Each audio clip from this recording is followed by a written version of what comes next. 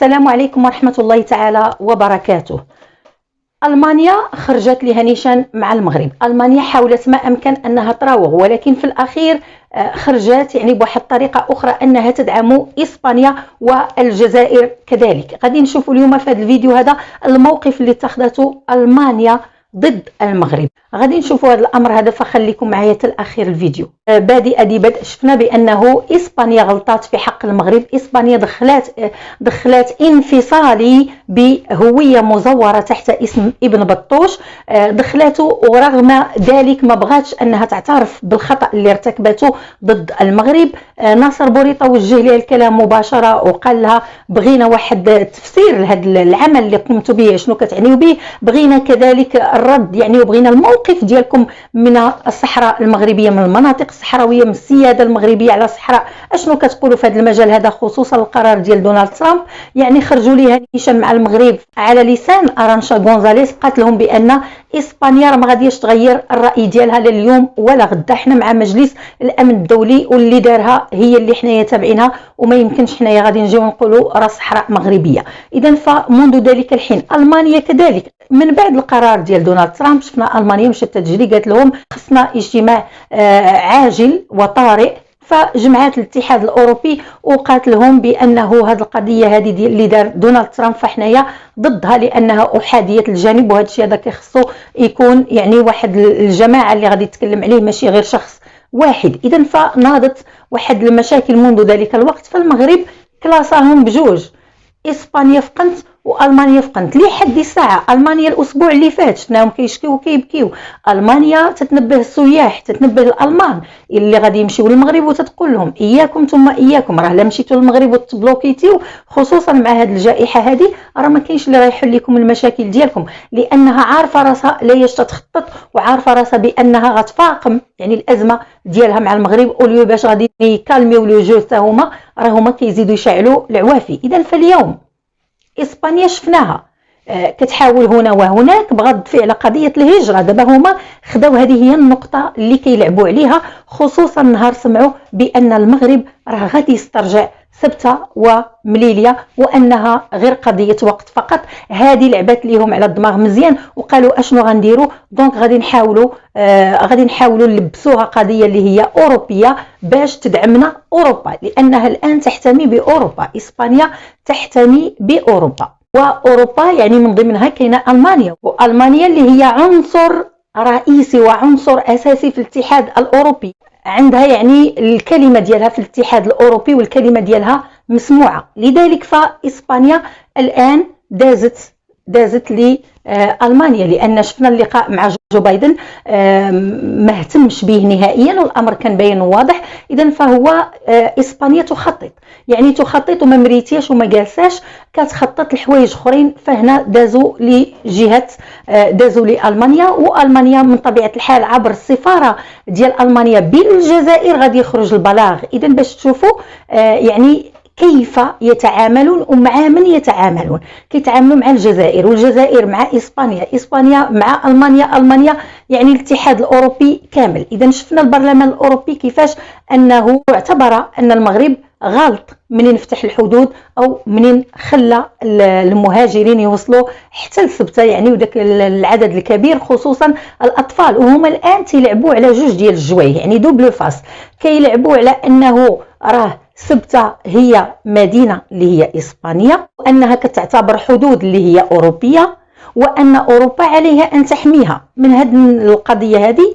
يعني كتلعب على هذه النقطه هذه، ثم كتبغي تبين من الناحيه الاخرى اننا خاصنا نحميو سبته ونحميو الاطفال القصر اللي جاو اللي كاينين تما واللي هم غير مصحوبين بداويهم. زعما حنايا غير من اجل سلامه ديك الاطفال. وحنا شفنا الفيديوهات اللي راجت وشفنا السلطات كيفاش تتعنف الاطفال. هذا هو الغريب في الامر. يعني هما هنا شنو كيديروا بمقوله انصر اخاك ظالما او مظلوما. يعني هاد الناس دخلوا انفصالي ما كاينش اللي حاسبهم. الانفصالي من غير داكشي كامل لانه دخل بوثائق مزوره، ممكن انهم يدخلوه ونقبلوها ما كاين حتى مشكل، ولكن انك تدخل وتكون مزور الهويه ديالك فهذا يعاقب عليه القانون. انك تدخل وانت يا مجرم حرب وتحطات ضدك شكايات اللي هي كتفوق 200 شكايه وانك ما تعاقبش وما تحاسبش، اذا فهذا كله خرق للقانون الدولي. ولا من يحرك ساكنا، هذا هو الغريب في الامر.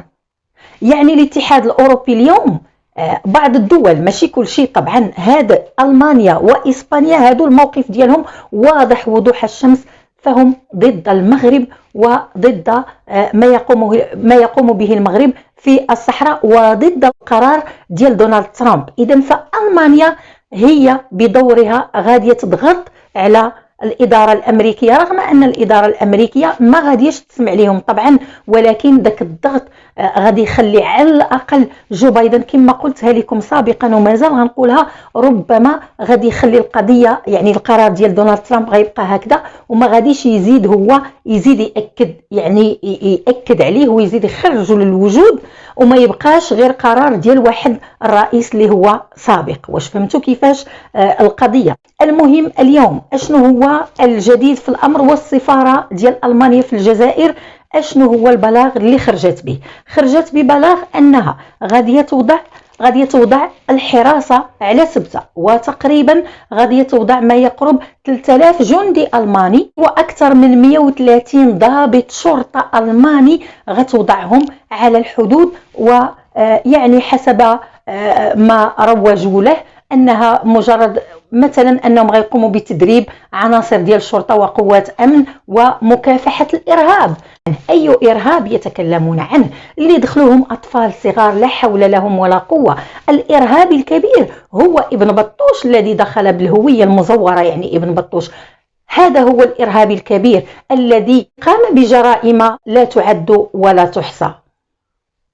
هذا هو الإرهابي الكبير اللي كان خصهم يراقبوه وكان خصهم يوضعوا ليه حراسة مشددة، ماشي سبتة وهذوك الأطفال. يعني هنا كيبغيو هذا تخويف منهم فقط لا غير، لأن إسبانيا من قبل شنو قلنا بأنها كانت الفكرة ديالها أنها تدي الجيش تما ودير واحد المناورات بسبتة، ورقمت كذلك بمناورات بمليلية، ولكن بغات تدي فيلق واحد الجيش مع واحد الفيلق ويقوموا بتدريبات إلى آخره باش يبينوا للمغرب ها حنايا في سبتة إياك ثم إياك. يعني هذا تحذير وهذا تهديد، هذا تهديد ورسائل اللي هي في نظرهم مبطنة، ولكن بالنسبة للمغاربة فذكاؤهم خارق، حنا كنفهموها وهي طايرة في السماء، ما عندهمش لاش يمروا من يعني الرسائل اللي هي مبطنه. فاحنا بالنسبه لنا رسائل واضحه ما فيهاش شي حاجه اللي هي مخبيه، لان هذا الشيء هذا ديالهم بسال وحماض. فالمغرب اليوم صحيح ان المغرب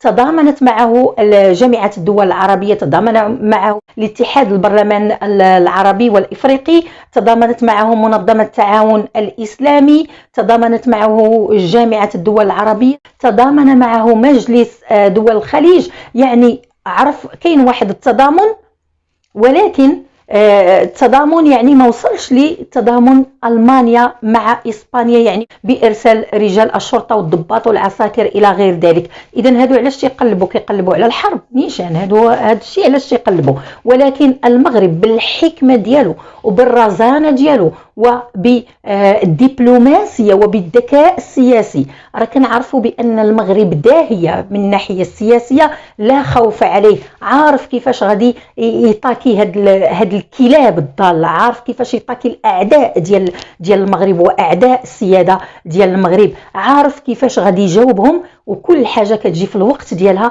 وكيعرف كيفاش كيحط نقط على الحروف. وطبعا كننتظروا رد من ناصر بوريطة، واكيد ان الرد غادي يتريث فيه باش غادي يعرف كيفاش يرد بطريقه دبلوماسيه كالعاده. واثار بلاغ السفاره الالمانيه بالجزائر ان المانيا تدعم ايضا بعثات مختلفه في اطار الامم المتحده والاتحاد الاوروبي ومنظمه الامن والتعاون في اوروبا والوكاله الاوروبيه لحراسه الحدود والسواحل فرونتكس. يعني هنا إسبانيا لقات الدعم الأوروبي من عند الوكالة الأوروبية يعني لحراسة هذه الحدود، كأن الحدود راه فيها إرهابيين وفيها إجرام وفيها ما نعرف شنو، والحدود لا شيء فيها غير دوك الأطفال اللي دخلوا وراه الملك قال لهم دخلوا، يعني راه عطى الأوامر ديالو باش ديك الأطفال كلهم اللي غير مصحوبين بداويهم غيدخلوا للمغرب، يعني راه حل المشكل شحال هذه. ولكن هما بغاو يعني يقلبوا على شي حاجه منين يدوزوا للمغرب، وما لقاو غير هذه النقطه هذه وتيلعبوا عليها، حيت ما يمكنش يلعبوا على حاجه اخرى من غير هذه اللي شدوا فيها. حتى حنا خاصنا نصعدوا، حتى حنا خاصنا نشوفوا هذاك الانفصالي اللي مشى، هذاك المجرم اللي مشى بدون عقاب بدون محاكمه. اذا فاليوم يتبين ان صراحة الأعداء هم باينين من شحال هادي بانوا لينا، من شحال هادي كاين الجبهة الانفصالية بورقعة خلاص هذوك ضربوا الطم الآن، كاين الجزائر تتخبط في مشاكلها الداخلية وكتقلب وكتمسح الكابا هنا وهنا لعل وعسى، ولكن المغرب راه عطاهم وجلدهم الجلدة ما بعدها جلدة، وهي أنه غيوقف عليهم أنبوب الغاز هذه لا محالة، لأنه حسب ديك الصحيفة ABC اللي قلت لكم بأنها قالت بأن الملك عطى الأوامر ديالو باش يحبس المفاوضات اللي كتعلق بتوقيف الشراكه يعني اللي كتخص انبوب الغاز. ولكن هاد القضايا هذه وهاد المسائل هذه اللي كنشوفوا اليوم ربما غادي تخلي المغرب انه غيقطع عليهم الماء والضوء وغادي يخليهم يترطاو، لانه ما بغاوش يحشموا هاد الناس، لانهم عوض ما يبردوا فهما كيصعدوا اسبانيا، عوض ما تصلح الخطا ديالها فهي تحتمي بمن بألمانيا النازية، وباش أنهم يضغطوا على المغرب وكيوجهوا ليه تحذير. من غير هذا الشيء هذا يوجهون له تحذير، لأنهم خايفين أن المغرب يطالب يعني بصفة رسمية بسبتة ومليلية. لحد الساعة المغرب لا يطالب بصفة رسمية بسبتة ومليلية، المغرب ما قال والو الآن. وراه شفنا سعد الدين العثماني من خرج داك اللقاء راه قال لك هي مساله وقت نسالي وبعدا مع الصحراء عاد ندوزو للسبته ومليليه. ولكن هم كيشوفوا الان بانه كاين برلمان عربي، كاين احزاب يطالبون بسبته بارجاع سبته ومليليه. داكشي علاش هما متخوفين، هذا هو اللي خلاهم الان انهم كيتكتلوا ويديروا كتله ومدخلين سبته في الاطار الاوروبي، وحنا كندافعوا على الحدود الاوروبيه ديالنا. ننساو بان سبته فهي توجد في حدود افريقيا، سبته ما داخلاش للاتحاد الاوروبي، سبته هي تبقى محتله. اذا الى احتليتوها راه ماشي ديالكم، واحد النهار غادي نرجعوها. اذا فهذا هو يعني ما يروج الان، وهذا هو ما فعلته المانيا النازيه التي تزيد الطين بله وتصب الزيت على النار، بحالها بحال ارانشا غونزاليس وبحالها بحال الحكومه الاسبانيه، بجوجهم يعني كيتشابهوا هاد الناس عنصريين. يعني هاد الحكومات هذه اللي هي كلها غل وحسد وحقد، ما بغاوش نهائيا ان المغرب يزيد القدام. كيضرهم انهم يشوفوا المغرب كينجح، كيشوفوه غادي في خطوات نحو الامام. فكنطلبوا الخير لبلادنا وكنشكروا مليكنا لانه اهتم بالجاليه المغربيه المقيمه بالخارج والجاليه كلها مع الملك طبعا ومع المغرب. الجاليه المغربيه طبعا كتشكر الملك على هذا الاهتمام اللي هو سابقة في التاريخ، على هذا الشيء اللي دار على الجالية اللي غادي يبقى مسجل